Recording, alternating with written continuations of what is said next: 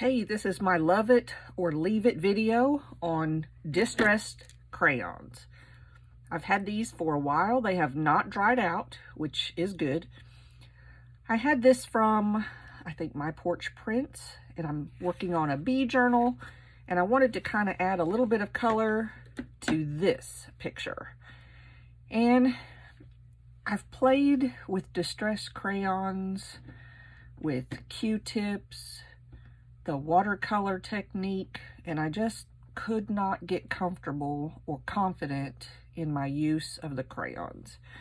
I don't know, Tim Holtz has wonderful videos, and all of his makers have wonderful videos, and they can do something, and I think, oh, that's so easy, and it just looks like a kindergartner did it. I don't know if it's just me, but this is what I'm gonna do today. This was my technique for today. I started working on this. I colored the dress and the beehive, but I wanted to do a quick little video to show what I'm doing with this tree here. So I have a little bit of pine needle crayon that I have drawn a circle on my very cheap either Dollar General or Dollar Tree glass cutting board that I use as my glass mat. Very cheap. I'm all about the cheap for the supplies and tools. So I colored just a little spot on my glass mat. I didn't want to do it on the paper, so I wasn't sure exactly how it would turn out. Spritzed it with a little water. And I have these makeup applicator sponges here. I'm just going to take a little bit and dab it off, and then just, these are pine needles, so I'm just kind of dotting, or pine trees, I'm just kind of dotting. Now Tim's video says that you don't have to seal it, that once it's dry, so I'm not going to worry about sealing it. I love these little applicators. You can just get exactly where you want. See, right around this beehive. And just dotting around. And I know there's a million techniques out there. Maybe not a million, but a lot of techniques out there on how to use these. And I've tried them. But I just, like I said, I just couldn't get confident. So here I am today on my bee journal working on it, and I thought, let's dig those suckers out and see what we can do. All right, and there is a little couple of roses there. This is picked raspberry. There's my picked raspberry spot. And Tim says these will dry out. I've had these for 2 or 3 years, and they're still good. They're still good. Now your situation may be different. I keep it very cold in my house all year long. So let's see. This does not have water on it. This is just straight distress crayon. So I don't want it to migrate too much because these little flowers are tiny.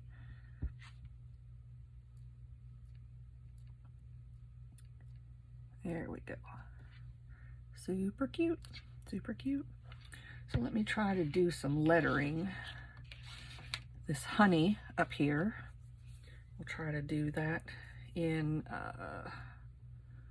what color is this one? Goodness, where does it say? Oh, Rusty Hinge. Try a spot of, oof, that's kind of, doesn't look too much like the cap, but let's see. And these are very cheap. I got like 100 of them on Amazon for next to nothing. And I see that all these makers have their Amazon little wish lists and things, and I'll end up doing that someday.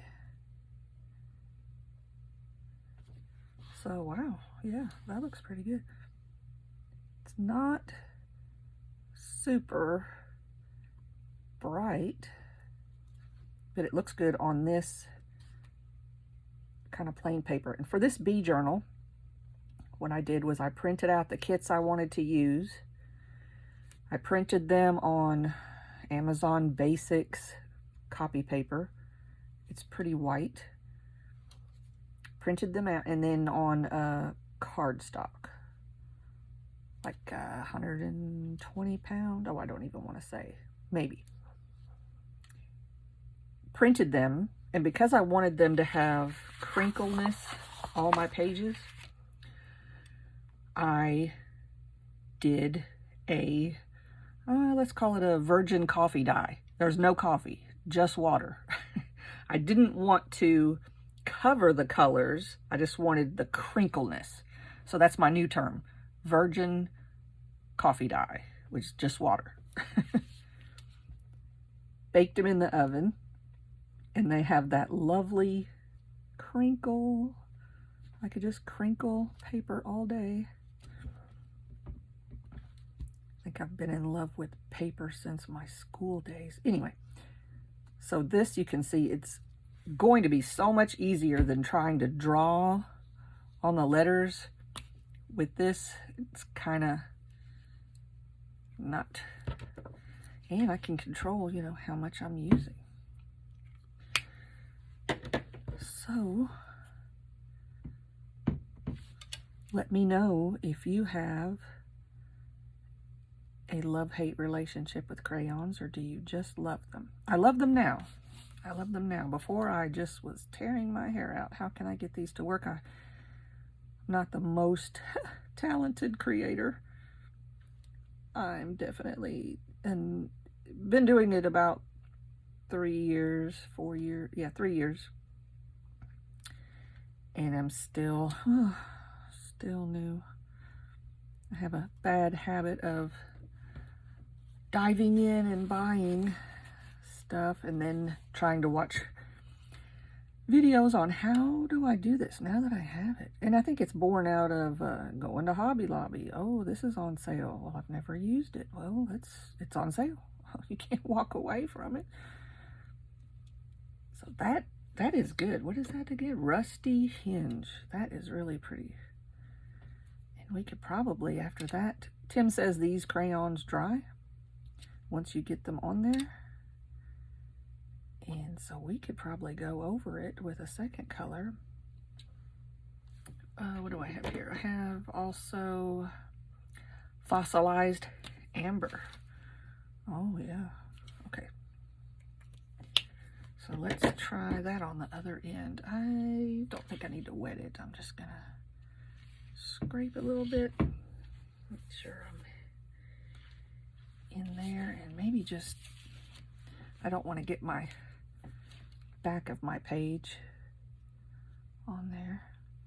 I don't know if you can tell. Does it add another dimensional layer of color? Maybe. I'm getting, yeah. Oh yeah, I think that almost makes it look like it's glowing. All right, like I said, this was just a quick little video on my Love It or Leave It distressed crayons. I'm loving them. I'm going to circle back around to them and try to use them more. Oh yeah, that is pretty. That is pretty. Okay, I'll just show you this page that I'm working on. Part of the kit. It's just some upholstery sample fabric here. Banner. Do you guys tease these cheesecloth pieces out, or do you just kind of leave them? I don't know. And then I have that bee and cheesecloth sewn. So that will go into my journal. This is going to go into this. And I'm pretty sure that's my porch prints. I may do some more on the hair. That rusty hinge might be pretty for hair. For that girl. Where was the rusty hinge? There you go. All right. Everybody warm enough? It's June 2022. And warm, just warm outside. Oh yeah. So I'm going to start where it's already, you can see the darker portion of the print, and then blend it into the space that isn't filled. But let me know if you also do the virgin coffee dye, just to get the crinkle. It's quick. You don't have to have coffee, but who doesn't have coffee all the time? There we go. Oop, it's getting a little too smearish, or too dark.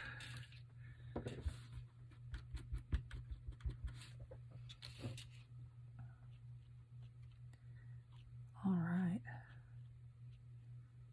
So then just blend it out over the rest.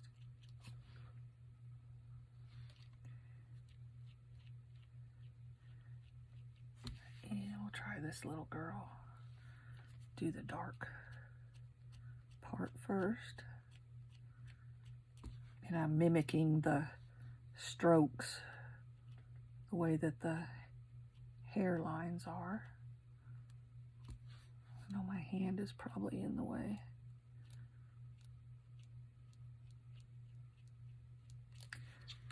Oh, super cute, super cute. And I gave them boots from the fossilized amber. The dress was chipped sapphire. This dress, picked raspberries with the flowers. So like I said, pine needle for the pine needles. And there you go. That's just a quick little video. And it's gonna go in here. And I have some more, just lots more stuff to do to my bee journal. This one, I think I'm gonna color it also. Even though it's colored, just to add a little extra surface. Boy, chipped sapphire would look good on that dragonfly right there. And then highlight in, maybe with some seedless preserves and picked raspberry also. Let's see, let's try it. I just love this kit. All right, may or may not go according to plan. Okay, so fossilized amber, which was right here. Let's see if I can remember which one. That's a blank one. Here we go. Ugh, hand is not working. Okay, fossilized amber. Start with the darkest part. It may not show up because there are colors. Oh yeah, it's bringing the color back to the images, since the dipping in water, I think it just kind of muted them.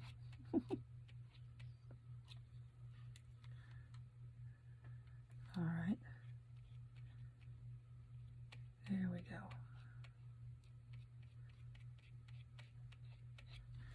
And where was my sapphire? There we go. And if these get dry, I'm sure you could, like that is pretty dried up, spritz this or spritz that. Oh yeah, that's nice. So just barely bringing it back, but I think it's a nice dimension.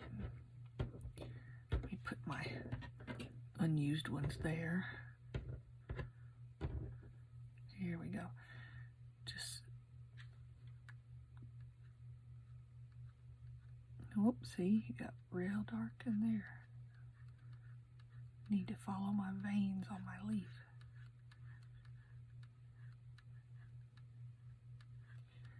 So if this is too dark for me right there, what can I do?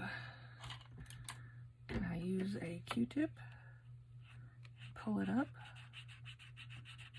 Yeah, somewhat, before it dries. That was the swatch that I had spritzed.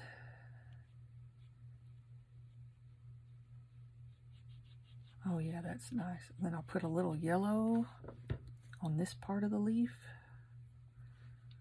right here. Oh, that gives it some dimension for sure. A little glowing effect. So yeah, these are my new best friend now.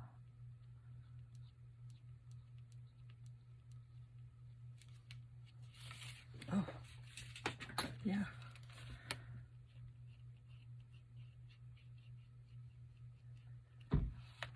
Okay. I'm gonna spritz this Q-tip and see if it'll move this green a little better around. It's starting to move it just a hair, but we will let that go. All right, this is seedless preserves.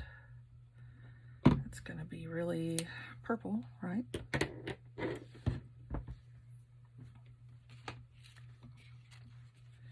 Maybe just add down under here.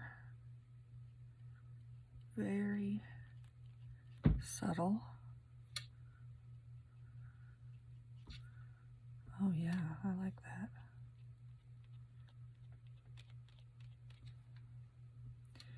And there's some lines that I'm following. You'll be able to see.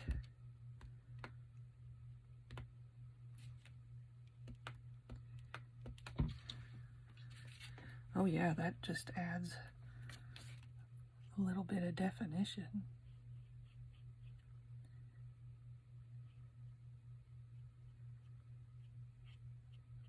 All right. Okay, so this is my video. Stay tuned for more bee journal. Thanks. Bye.